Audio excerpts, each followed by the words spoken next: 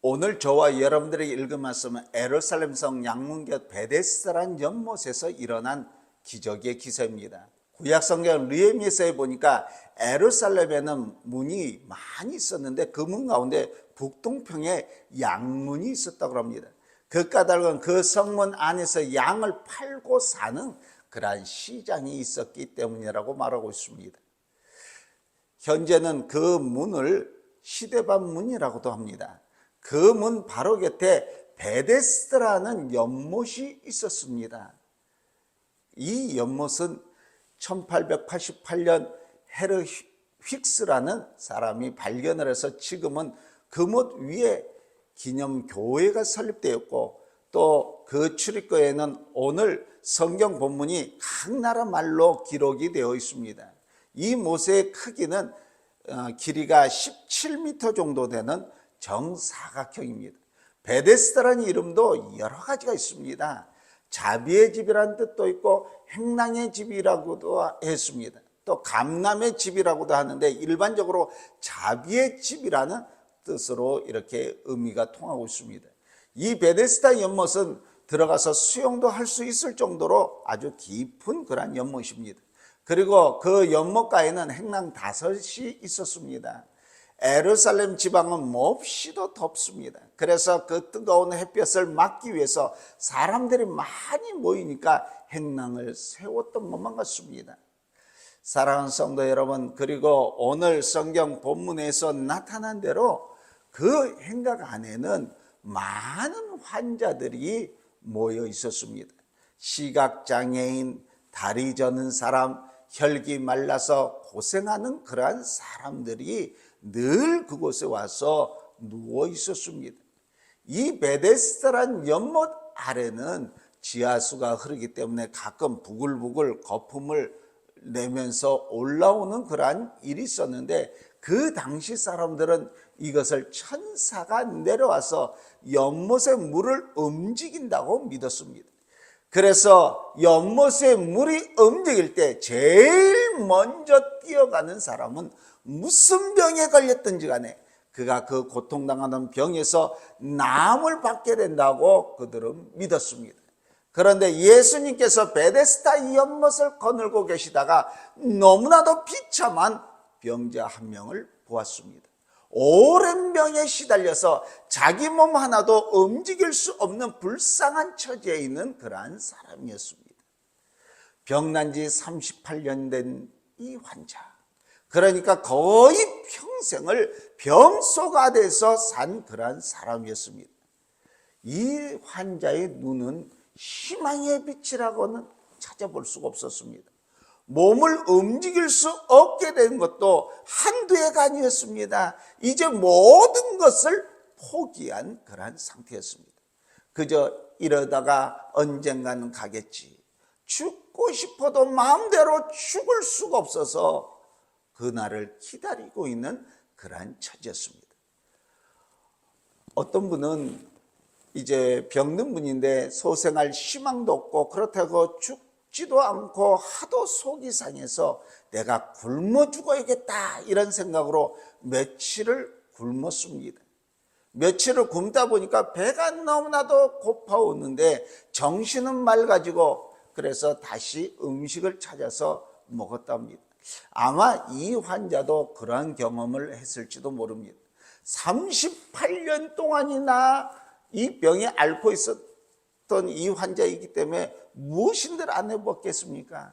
이 베데스다의 못가에는 38년 된 이 환자는 마음속으로 그 연못에 한번 들어가고 싶지만은 그를 물에 넣어줄 사람이 아무도 없었습니다. 이때 예수님께서 나타나셨습니다. 예수님은 예나 지금이나 친구 없는 자의 친구가 되어주셨고, 슬픈 자의 위로가 되어주셨고, 소망 없는 자에게 소망이 되어주셨고, 죽을 사람에게 생명이 되어주신 줄로 믿습니다. 여기 절망적인 이 환자에게 예수님께서 나타나 주셔서 하신 것이 무엇입니까? 물이 동할 때 먼저 들어가면 나을 것이라고 믿고 기다리던 환자에게 그것은 아무 쓸데없는 미신이라고 그 병자를 나무라지도 않으셨습니다. 예수님은 그저 그 불쌍한 병자를 도와주기를 원하셨습니다. 예수님은 그가 누워있는 것을 보시고 병이 벌써 오랜 줄을 아셨습니다. 그리고 그 사람을 향해서 말씀하십니다. 내가 낫고자 하느냐.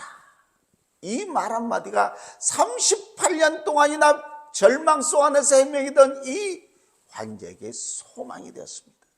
병자가 말하되 주여 물이 움직일 때 나를 못에 넣어주는 사람이 없어서 내가 가는 동안에 다른 사람이 먼저 내려가나이다.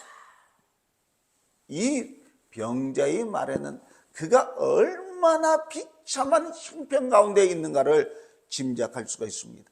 아마 물이 동할 때 그것을 보고 자기가 내려가 보려고 안간히 힘을 써서 움직여 보지만 벌써 다른 사람이 내려가곤 해서 물이 움직이기를 눈이 빠지도록 기다리다가 마치 물이 움직이게 되면 희망을 가지고 움직여 보았고, 그러나 다른 사람이 먼저 내려감으로 말미암아 또 낙심하고 주저앉기를 38년이나 하였을 것입니다.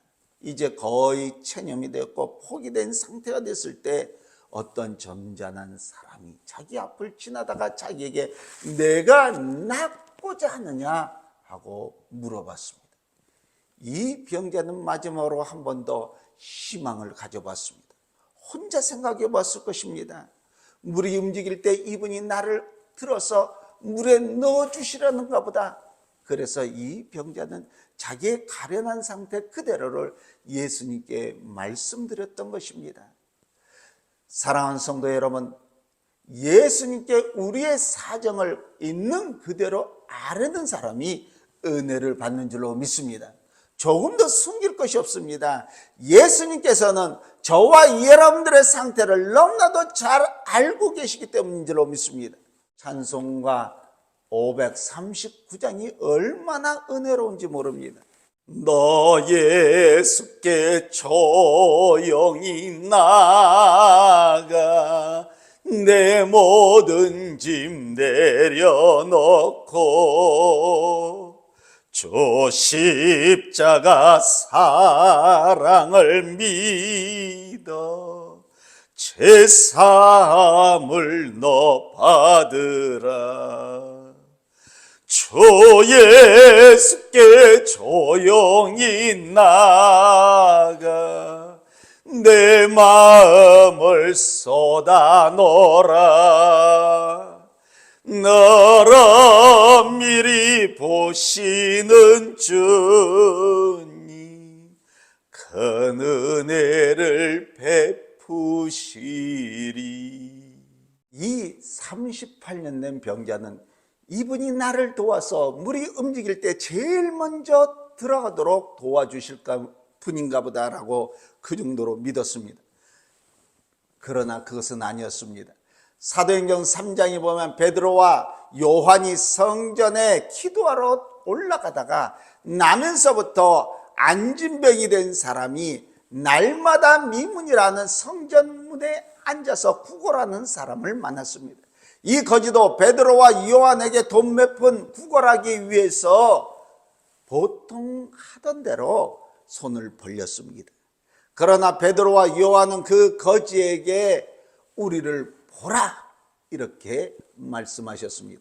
이 거지는 돈 몇 푼을 얻을까 싶어가지고 그들을 보아보았습니다. 이때 베드로가 하는 말이 은과 금은 내게 없거니와 내게 있는 것으로 내게 주노니 곧 나사렛 예수 그리스도의 이름으로 걸으라 하면서 오른손을 잡아 일으킬 때 발과 발목이 시부럽고 평생 한번 서지도 못하고 걸어보지도 못했던 이 사람이 뛰어서며 걸으며 사시는 하나님을 찬미하였다고 그랬습니다.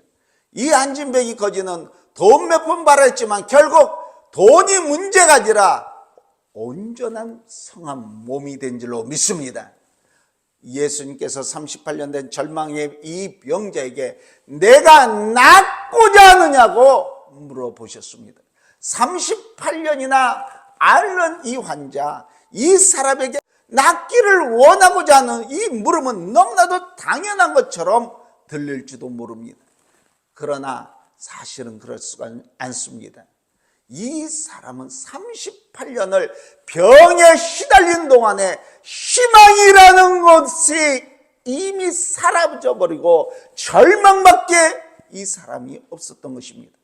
그러나 예수님은 이 사람에게 희망을 불러일으켜 주셨던 것입니다.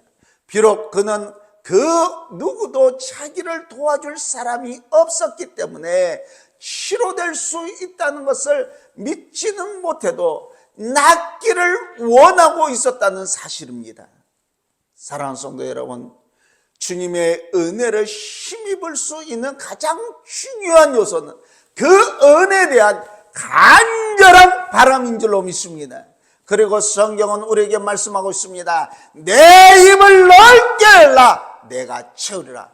입을 여는 것은 간절한 소원을 표시하는 것입니다. 간절한 마음으로 하나님을 향해서 입을 넓게 열어야만이 되는 줄로 믿습니다. 그래야 우리 주님께서 채워주신 줄로 믿습니다. 주님은 우리를 찾아오셔서 말씀하십니다. 내가 정말 변화를 받기를 원하느냐? 만일 우리가 지금의 상태에서 만족하게 생각한다면 우리의 영혼의 변화란 있을 수가 없는 것입니다. 우리가 변하려면 변화하겠다는 간절한 소원이 있어야 될 줄로 믿습니다. 38년 된 이 병자는 예수님의 말씀을 듣고 자기 마음 중심의 간절한 소원을 그대로 말씀드렸습니다. 자기의 처참한 상태를 그대로 말했습니다. 모든 사람이 간절한 소원이 있을 때 은혜를 받게 된 줄로 믿습니다. 주님 포기해 주시옵소서. 간절히 호소하는 시각장애인의 눈을 뜨게 만들어 주셨습니다. 주님 저를 불쌍히 여겨 주시옵소서. 깨끗하게 하여 주시옵소서. 저는 이렇게 더러운 놈입니다. 울부짖는 나병 환자의 그 소리를 들으시고 고쳐주신 줄로 믿습니다. 사랑하는 성도 여러분, 우리는 성경대로 죄와 허물로 죽을 수밖에 없는 심각한 병에 걸려있는 절망적인 그런 환자입니다. 우리가 살기 위해서는, 구원의 손길을 체험하기 위해서는 우리의 모습을 적나라하게 주님 앞에 내놓아야 됩니다.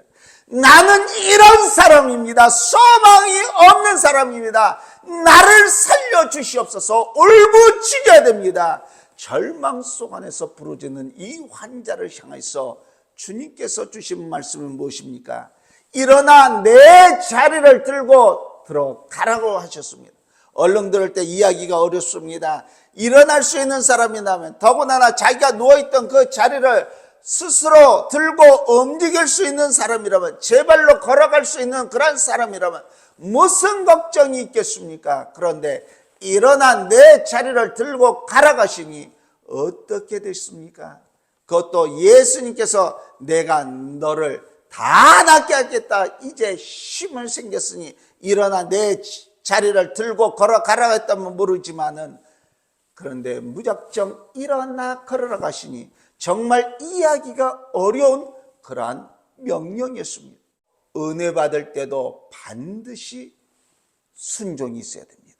하나님의 능력은 결코 인간의 능력을 무시하지 않습니다. 하나님은 언제나 명령으로 말씀하십니다. 그 명령에 순종할 때 하나님의 능력이 나타난 줄로 믿습니다. 그 명령을 믿고 순종하면 순종한 만큼 은혜를 받게 될 줄로 믿습니다. 갈릴리 바다에서 고기를 잡는 베드로와 그의 동료들이 밤을 새워가면서 애썼지만은 이상하게도 한 마리의 고기도 잡지 못해서 속상하고 있는데 예수님께서 나타나셔서 깊은 데로 가서 그물을 내려 고기를 잡으라고 명령하셨습니다. 그때 시몬이 말하기를, 선생님, 우리가 밤새도록 수고했지만 한 마리도 잡지 못했습니다. 그러나 주님께서 말씀하시니 내가 그물을 내리겠습니다. 이건 무슨 말입니까? 우리는 이 바다에서 자라났기 때문에 이 바다의 내용을 어느 누구보다도 더 잘 압니다. 하지만 선생님이 말씀하시는 깊은 곳에 고기가 있지 않을 것도 압니다. 그리고 우리는 어릴 때부터 지금까지 고기잡이로 늙은 사람입니다. 고기잡이하는 일에는 아마 선생님보다 우리들이 더 나을 것입니다. 그러나 선생님이 말씀하신 그대로 하겠습니다. 우리의 경험에 맞지 않고 이치에는 맞지 않지만 주님께서 말씀하시니 그대로 순종하겠습니다. 그겁니다. 그리고 그대로 순종하였더니 어떻게 됐습니까? 그물이 찢어질 정도로 많은 고기를 잡게 된 줄로 믿습니다. 이것이 바로 은혜인 줄로 믿습니다. 우리의 노력대로, 우리의 계산대로 되는 것이 아닙니다. 주님의 말씀에 순종할 때 주는 그러한 축복의 은혜인 줄로 믿습니다. 주님의 말씀에 순종할 때 기적의 역사가 일어난 줄로 믿습니다. 결국 이 38년 된 환자에게 일어나 내 자리를 들고 걸어가라 하신 말씀은 이 병자가 할 수 없는 그런 말씀이었습니다. 자기 몸 하나 움직일 수 없던 이 사람이 어떻게 일어나겠으며 또 자기가 누웠던 그 자리를 들고 걸어가겠습니까? 인간의 생각으로는 도저히 할 수 없는 그러한 일입니다. 그러나 주님께서 말씀하셨습니다. 일어나라고 말씀하셨습니다. 그때 이 환자는 내가 어떻게 일어납니까? 38년이나 누워 있었는데 내가 일어날 수 있다면 저 연못에 물이 움직일 때 내가 먼저 들어가겠습니다. 더군다나 침상을 가지고 가라고요. 어처구니 없는 그런 소리 그만하세요 하면서 신경질을 냈을지도 모릅니다. 그런데 이 환자는 주님의 말씀에 그대로 순종했습니다. 그랬더니 기적의 역사가 일어난 줄로 믿습니다. 사랑하는 성도 여러분, 주님은 우리에게 말씀하십니다. 우리는 주님의 말씀을 듣기는 하지만 내 마음에 듣는 것만 순종하고 내 마음에 들지 않으면 이치에 맞지 않으면 아예 무시해버리진 않습니까? 그것은 믿음이 아니란 것입니다. 우리의 영혼을 38년 된 병자와 같지 않습니까? 주님은 오늘 우리에게 내가 낫고자 하느냐고 물어보십니다. 우리의 가련한 이 모습, 간절한 소원을 그대로 우리가 알으십시다.